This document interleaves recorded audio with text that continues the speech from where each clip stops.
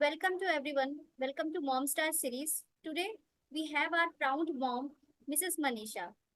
Manisha ma'am कुछ बताइए अपने बारे में. Myself, Manisha Chaudhary. By education, I'm electrical engineer and lawyer. But अभी सिर्फ मॉम ड्यूटी चल रही है वैसे मैं एक आर्टिस्ट भी हूँ. ओके. और कैसी आपकी ब्रेस्ट फीडिंग जर्नी कैसी रही ma'am? Breast feeding journey painful. Okay. पहले बहुत पेनफुल थी लिटरल सेंस में भी बिकॉज निपल ब्लिस्टर्स हो गए थे तो वो बहुत पेनफुल होता था हर बार बेबी को फीड करवाना. और ऐसे भी जब आपका बच्चा फीड से सेटिस्फाई नहीं होता है रोता रहता है तो माँ के लिए वो और ज्यादा पेनफुल होता है कि अब हेल्पलेस फील करती है कि अब मैं क्या कर सकती हूँ बच्चा. मैं दूध पिलाए जा रही हूँ. स्टार्टिंग में तो इवन ऐसा था कि सी सेक्शन भी हुआ था बेबी. और घर पे आए थे मैं बच्चे को 24 घंटा लेटर लेके बैठी रहती थी लेकिन बच्चा सेटिस्फाई नहीं हो पा रहा था. और रोता रहता समझ भी नहीं आ रहा था रीजन क्या है लेकिन बस रो रहा है तो उस टाइम इतना हेल्पलेस फील करते हैं क्या कर सकते हैं. तो पेनफुल बोलूंगी मैं. फीवर भी हो जाता था निपल ब्लिस्टर्स की वजह से 2-3 बार मुझे फीवर हुआ था इतना भयंकर उसमें भी फीड करवाना बेबी को. मैम मेरा सेकंड क्वेश्चन ये होगा कि आपकी जो ये ब्रेस्ट फीडिंग की पूरी जर्नी रही है, इसमें सबसे बड़ा चैलेंज क्या था? चैलेंज सबसे पहले तो मैं ये बोलूंगी कि इंफॉर्मेशन नहीं होना ही सबसे बड़ा चैलेंज होता है कि आपको कुछ पता ही नहीं यस. होता है.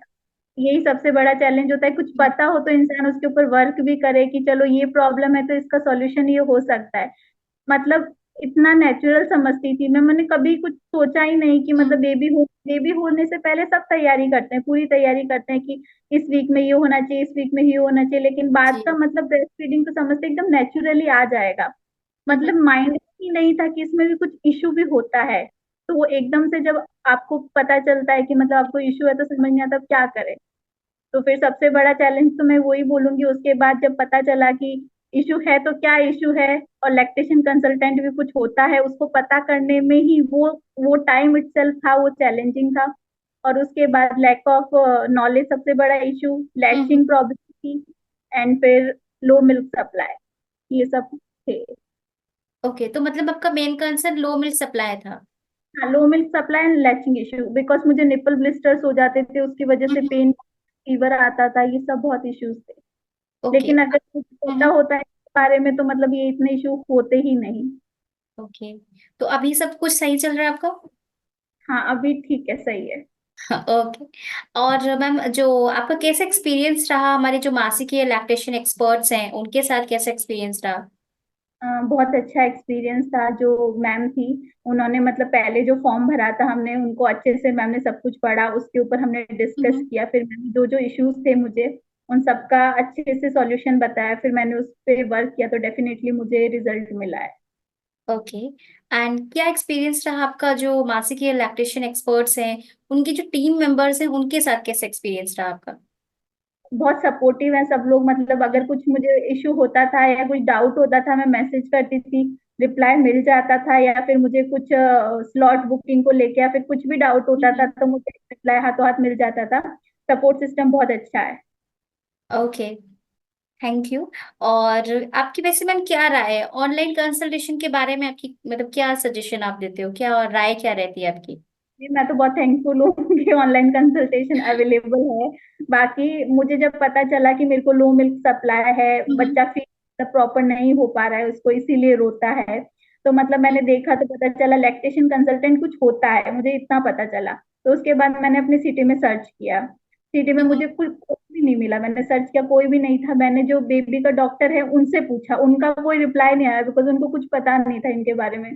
तो मैंने कहा अब क्या करूं फिर जब मैम के तनीमा मैम के बारे में पता चला तब थैंकफुली मैंने इसमें स्लॉट बुक किया और मतलब मुझे रिजल्ट अच्छा मिला. तो एग्जैक्टली. ऑनलाइन हम्म. पॉसिबल. बाकी अगर ऑफलाइन होता तो मेरी सिटी में मैं तो बैठी ही रहती पता नहीं बेबी का अभी तक फीड पूरा नहीं हो पाता. ये आपने सही बात कहा कि जो लैक ऑफ इंफॉर्मेशन है ये बहुत है. मदर्स हाँ. को एक्चुअली कई टाइम तक तो ये भी नहीं पता चलता है कि वो ये कोई प्रॉब्लम इश्यू सफर कर रही हैं. बहुत कई बार मुझे तो बहुत लेट हो जाता है, फिर उन्हें रियलाइज होता है कि कुछ है, इश्यूज हैं.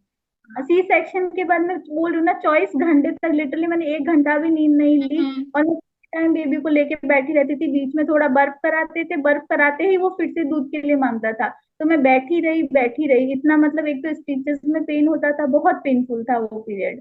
तो मतलब अगर पता होता कि मुझे ऐसा क्यों हो रहा है, कि शायद बच्चे का पेट नहीं फुल हो रहा है इसीलिए हो रहा है, तो और मैं कुछ पहले सोचती।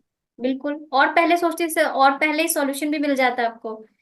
हाँ, और फिर जब डॉक्टर को दिखाया तो बोला कि इसका बच्चे का वेट गेन भी कम हो रहा है, तो उन्होंने फॉर्मूला सजेस्ट कर दिया। फिर वही फॉर्मूला ट्रैप में फंस जाते, पहले एक बार देते थे, फिर 2 बार देने लगे, फिर हम्म। 3 बार, फिर 4 बार, तो वही।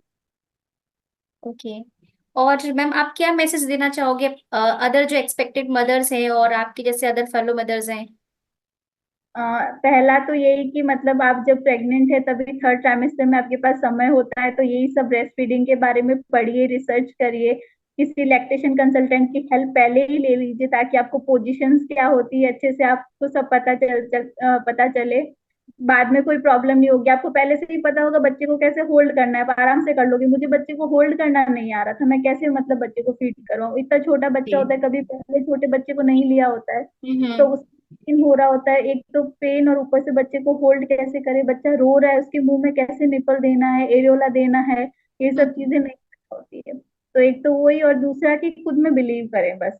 मतलब होता है ऐसा, बोलते हैं कि अ, भगवान ने अगर बेबी दिया है तो दूध भी आपको दिया ही है, तो बस खुद पे बिलीव करना है, वर्क करना है, आपको डेफिनेटली रिजल्ट अच्छे मिलेंगे।